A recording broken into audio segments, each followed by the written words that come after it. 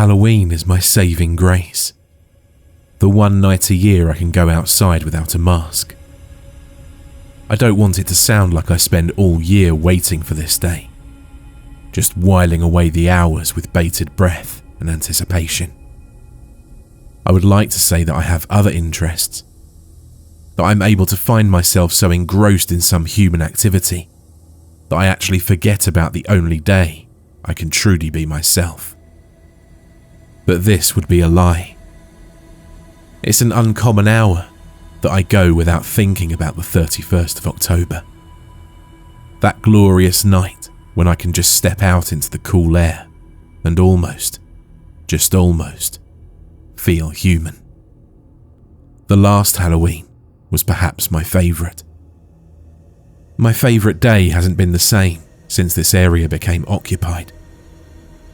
Since the human beings with their warm skin and innocent minds began constructing ramshackle dwellings within the imaginary borders of what was once mine. When I say it wasn't the same, I'm speaking quite literally. My favourite day was a different day before the humans came. Back then, what I referred to as simply my day took place once every year, on what the humans know as October 23rd. It was a day of great power, when the walls between the physical and the supernatural grew thin and malleable. Evil was released into the world on the 23rd of October. Although such designations as months were many centuries from their creation. An insane, power-hungry beast managed to doom her entire species on that day, on October 23rd many hundreds of years ago. I often wonder what the world might have been like if she hadn't committed that ultimate mistake. It's irrelevant, I always end up telling myself, because I wouldn't exist. Unlike the naive human beings who roam the streets in their speeding cars and make screaming love to one another in their shoddy homes, I've been blessed with a natural intuition, allowing me constant awareness of how far in time we've drifted since our last cycle began. It's this sense that allows me to know the current year as 6020. In human years, I believe, that would be 2025. Anno Domini are the words they use. Words from an ancient language. Ancient by their standards, at least. But I digress. It was the Halloween of 6019. Or 2024. That was my favourite. My day had always been the 23rd of October. When I was alone then, I'd slip out to the surface and enjoy the rush of power as I was joined by my fellow creatures of the night. I would walk aimlessly and without direction as the others whipped around me. Some were burdened with deformed, hellish shapes, cursed to roam in the shadows of the earth, safe from humanity's leering eyes. Others were no more physical than the wind itself, and only visible to my eyes through the power that coursed through every living creature of the night on the 23rd. Others were beyond form and beyond comprehension. No more than forgotten memories drifting from mind to soul, despairing in their acceptance of eternal suffering. Some have believed that I may end up like them one day. I have no intention of proving them right. When the humans came and settled down, they scared away my friends. Any human child would find the notion ridiculous. An army of the supernatural, the nightmares of the most disturbed, frightened away by innocent human beings. But it happened this way. The humans didn't come alone. They brought their single most wicked power of all: denial. Human children spend their time wondering what it would be like to share the powers of their fellow creatures. Wings like a bird, perhaps, or the sharp teeth of a dog. They don't understand that they already possess the most powerful gift of all. Through their denial, they're able to stare us directly in the eyes and inform us that we don't exist. My friends were terrified of the human's gift. They believed that we, as agents of the supernatural, would not be allowed to exist on this mortal plane without the consent of human beings.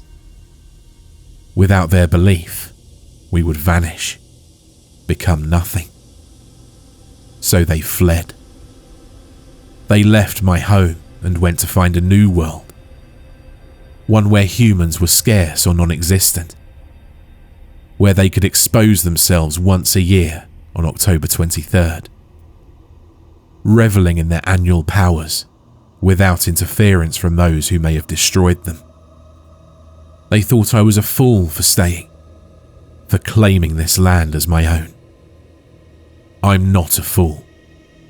I know that the humans rule my world now. I know that I've been reduced to a shadow. No, to less than a shadow. But I did not abandon my home. For that, I will not apologize. It was many years ago that the first humans came to settle in my home. They built their dwellings uncomfortably close to mine.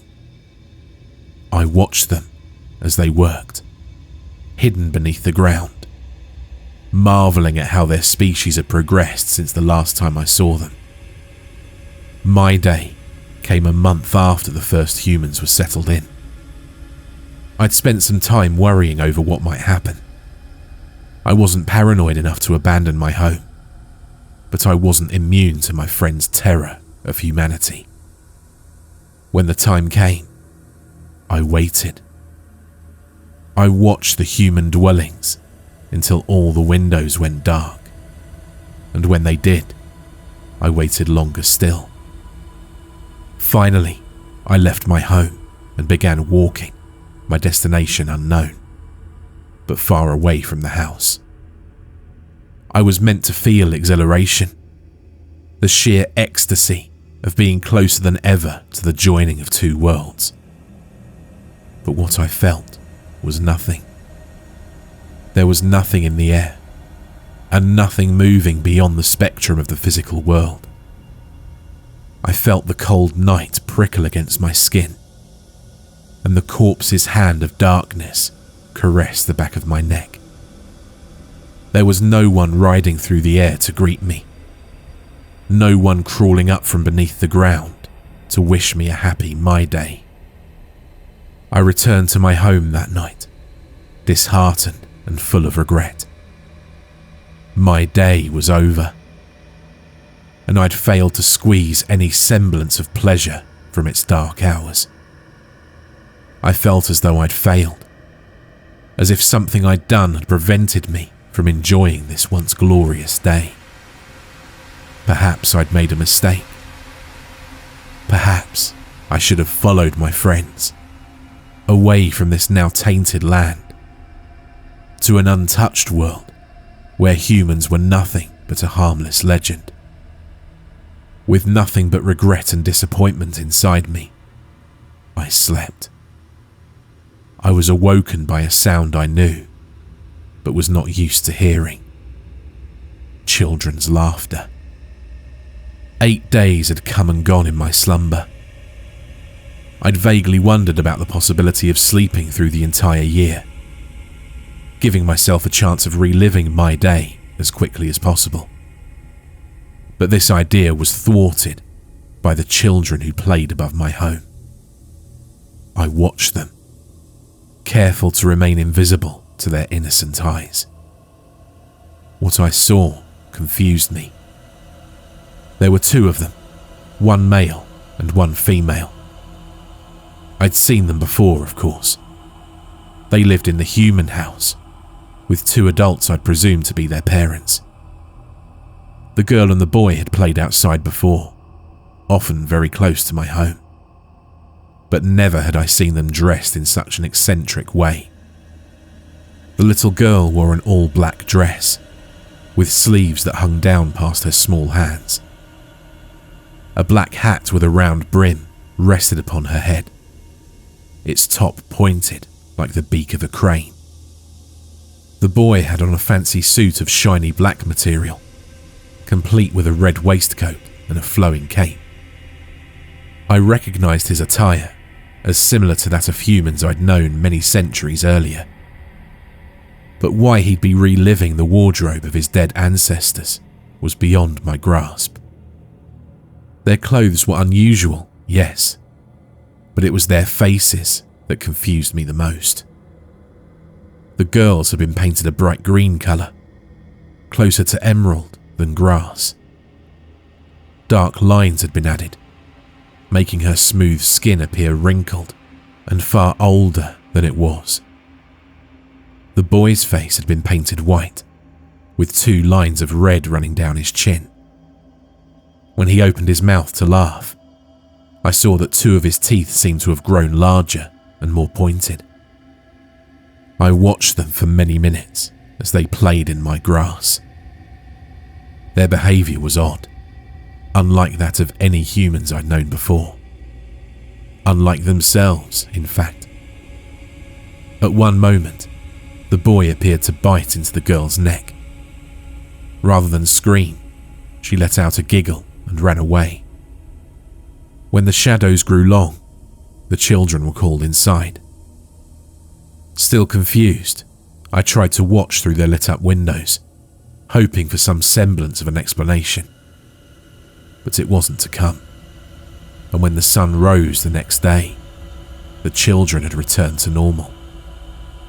I continued to watch the human family over the next year, and was alarmed when I saw more houses being constructed. For quite some time, I considered abandoning my home, as all my friends had done, but I knew that wasn't the way. Instead, I watched the houses grow like weeds. My grass paved over, as horseless carriages replaced feet as the primary mode of transportation. The construction of the neighbourhood went on for several years. I watched the humans, intrigued, ignoring any threats to my own way of life.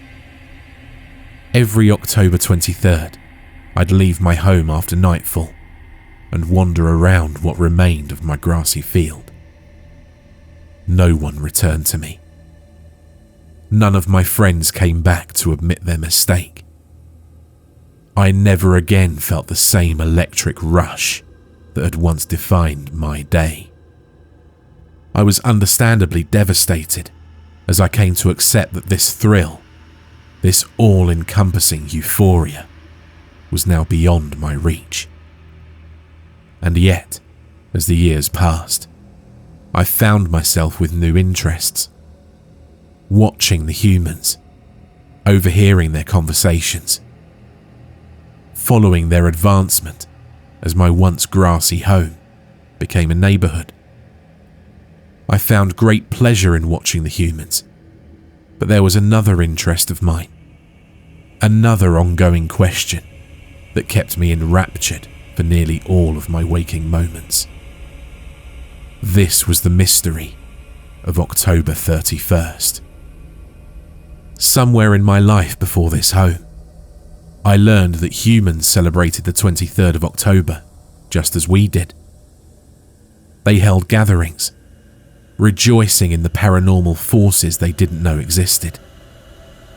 Sometimes, I'd heard, they would even dress up, disguising themselves in costumes meant to terrify their friends. It seemed to me that the human celebrations of my day had somehow shifted, so that they no longer took place on the powerful day itself, but 8 days later. This was good, I believed. For the naive humans to be mocking the supernatural on such an important day was not prudent.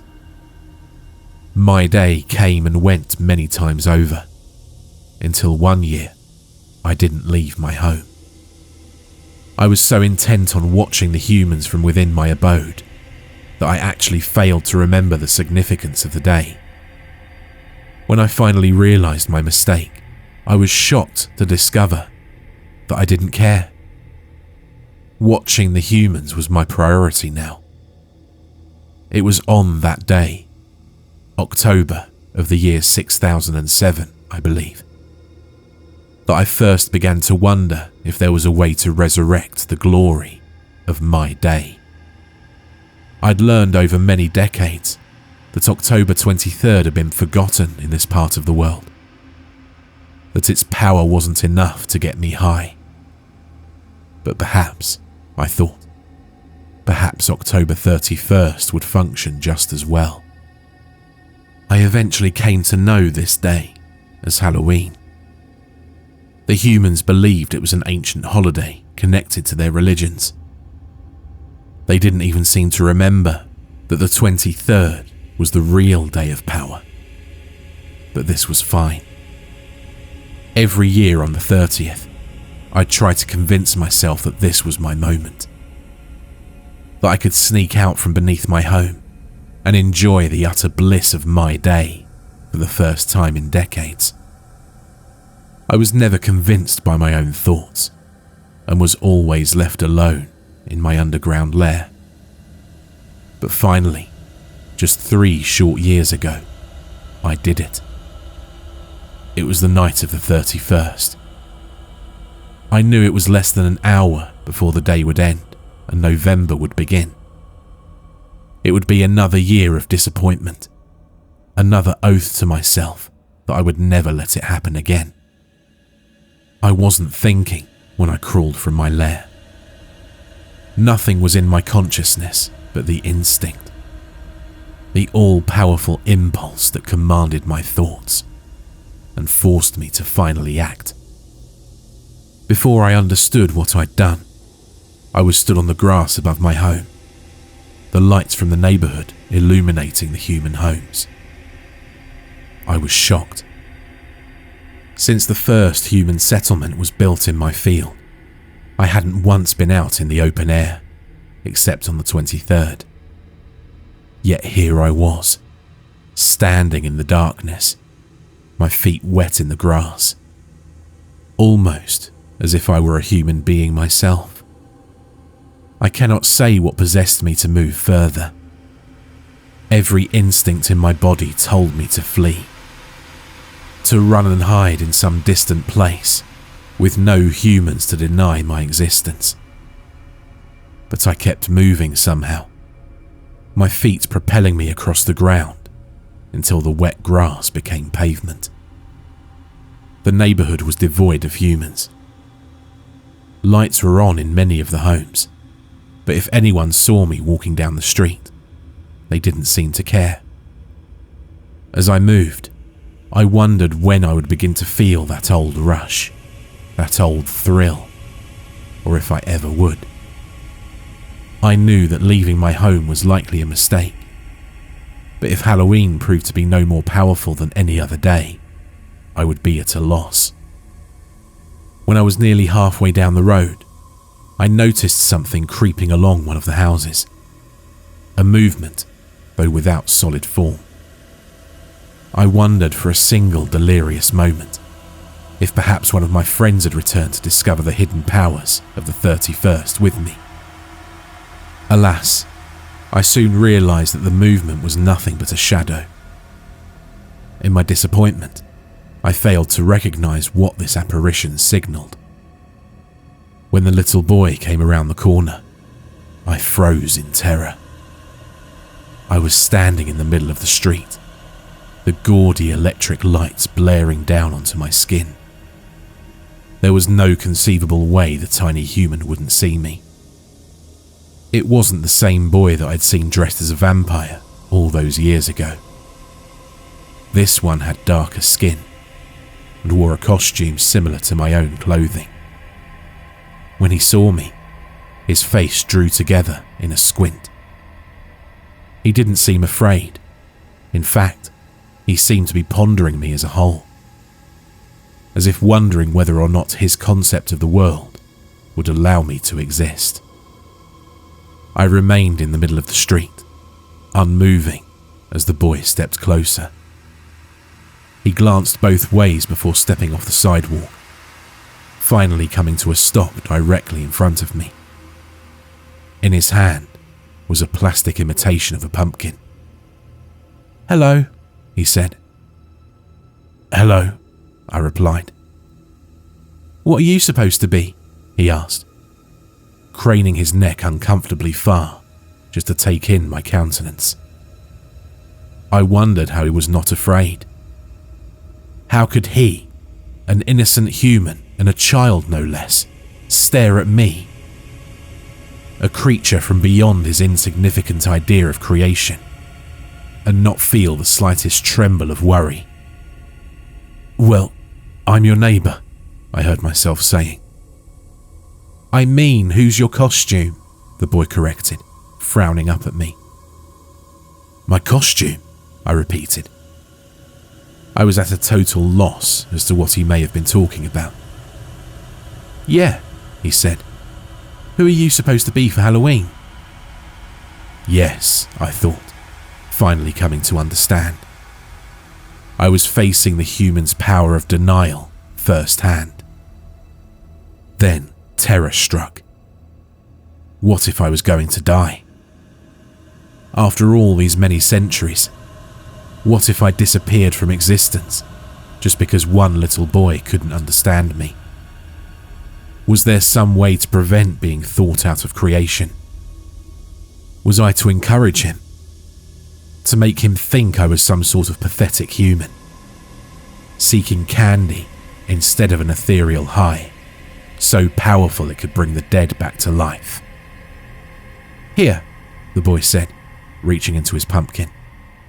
"Looks like you didn't get much candy." I took the morsel in my hand, staring down at the plastic label. Snickers, it said. I didn't know what Snickers was. "Do you want it?" the boy asked. "Because if you don't, I'll take it back." "I do want it," I insisted, hastily slipping the candy between my lips. My teeth made short work of the sugary food. "You're not supposed to eat the wrapper," the boy cried, as if I'd done something unspeakable. He was so pathetic, I thought. His view of creation was reduced to this one neighbourhood and what he wasn't allowed to eat. "Don't tell me what I'm not supposed to do," I hissed. The boy took a step back, and for the first time, I registered fear in his expression. "You never told me what you were supposed to be," I growled. "Oh," the boy murmured, still craning his neck. I'm a zombie." "A zombie," I repeated, feeling the word around on my tongue. The candy had stuck to my teeth and continued to fill my mouth with its sweet taste. I didn't like the way it refused to leave. "What is a zombie?" I purred. The boy took another step back, his expression growing into another degree of fear. Some part of him, I sensed, some tiny iota of his being, understood that I wasn't of his kind. "It's like a dead person who comes back to life," the boy explained, his voice wavering very slightly. "I must admit I'm not familiar with any such creature," I mused. My tongue continued to dig at the solidified candy that dulled the needle-sharp points of my teeth. "They're not real," the boy said. Covering his fear with exasperation, I noted. That was so human of him. "They're just made up for comic books and movies." "Not real, you say?" I stared down at him, arms at my sides. The claws on my left hand drummed absently across my leg. "And what is real?" I asked. "What sort of monsters do you believe in?" "I don't believe in monsters," the boy said. "I'm not a little kid anymore." He took another step back. The fake pumpkin slapped against his knee. Of course you're not, I replied, beginning to lean forward. My legs remained stationary as I bent at the waist. But, are you sure there are no monsters? I asked. Yeah, the boy stammered. This time, he didn't move, only watching as I leaned forward, my upper half bridging the space between us. If he thought, in some absent recess of his mind, that I seemed to be growing bigger, then he was absolutely right. But there are always monsters, I continued. You may think there are none. You may shut off your bedroom light and tell yourself there's nothing hiding in your closet. But, my child, you're wrong. The boy said nothing. He stared at me, fear and defiance on his young face. He stood his ground as my black eyes stared into him, past his flesh and bones, to where his innocent soul lay trapped in a mortal body, begging to be let out and to join me in my eternal feasting. I knew that "yeah" would make for a poor final speech, so I allowed the boy space to make a few more remarks before I tore the head from his shoulders. They will not forget me, I thought, as I carried him down into my home. They will not forget me. Not now, not ever.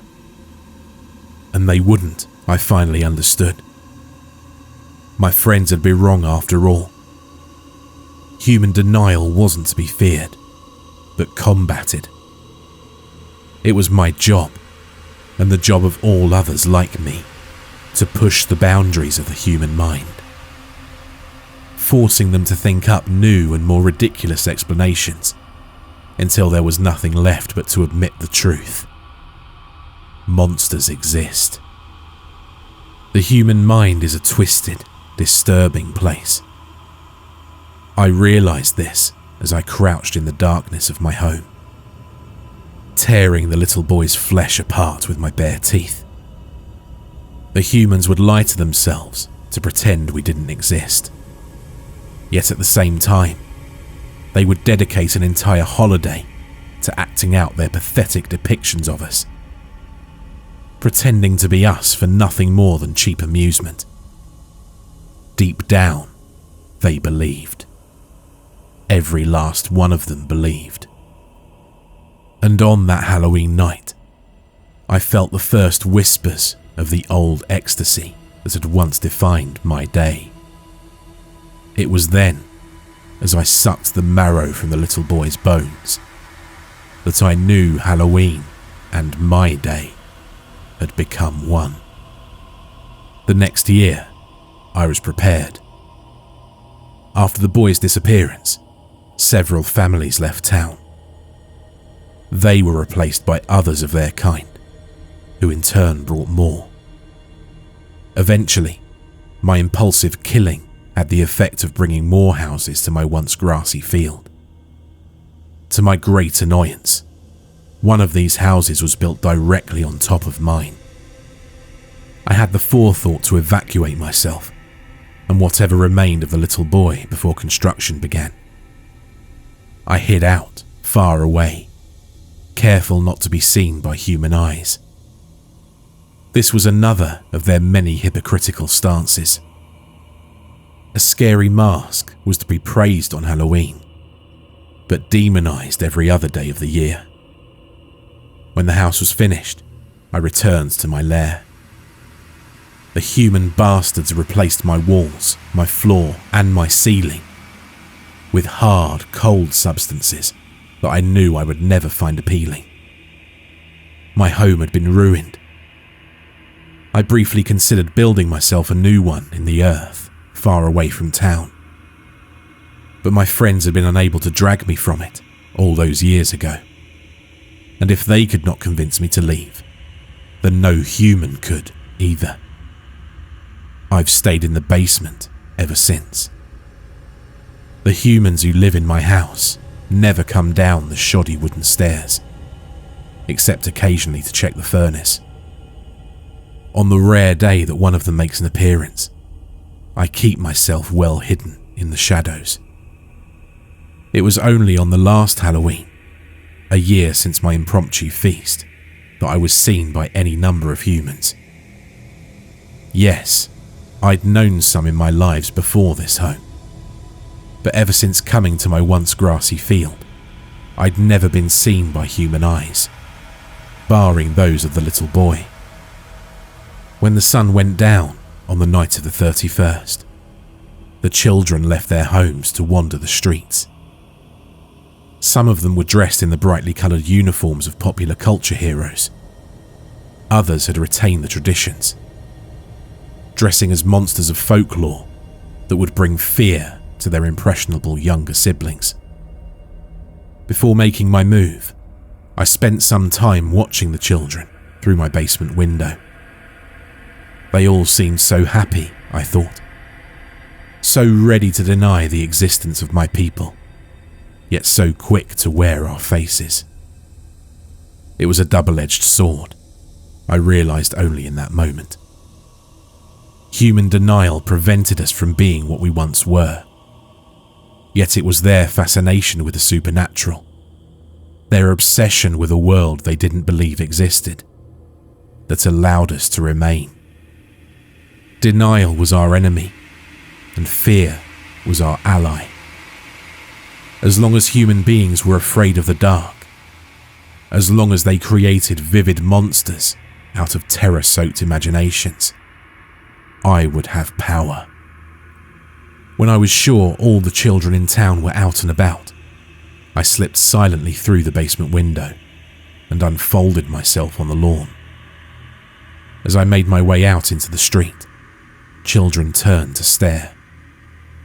Some cried out in surprise, some cowered in fear. But every pair of youthful eyes was trained on the tall, thin stranger in their midst. When I came to the centre of the street, I planted my feet where their friend had died 1 year earlier and raised my arms to the heavens. "Happy Halloween, everybody," I cried. My voice echoed down the street. The children all seemed relieved, and they resumed their normal conversations. A pair of Satans rushed by me, clutching their pumpkins. A werewolf scooted to the other side of the road, passing by with both eyes fixed warily on my form. I wanted it. I wanted Halloween. This, not October 23rd, was the true day of power. Not some foolish anniversary of evil long past, but a holiday based entirely on fear, celebrated all across the globe. For the first time in many, many years, I felt the thrill building in my soul. I felt that high, that euphoria that had once been accompanied by ghostly figures riding through the night. I stared at the scene before me, all around me, and I knew that Halloween was my day now. Slowly, I stepped forward. A crowd of children surrounded me, all babbling and laughing in excitement. I paid no attention to their words. Instead, I spread out my arms, allowing the tips of my fingers to brush against every child I passed. I could feel them. Beyond a physical touch, I could feel their excitement, their pleasure, but most importantly, buried deep in the parts of their minds that forced maturity to blossom, their fear. They were all afraid on some level. What else are human beings good for but to fear and deny that they're afraid? Perhaps some of the adult residents of the town wondered where the tall man in the hideous mask had come from. Perhaps some of them, in the farthest reaches of their conscious thoughts, wondered if I had anything to do with the child who'd gone missing a year before. I hope they did.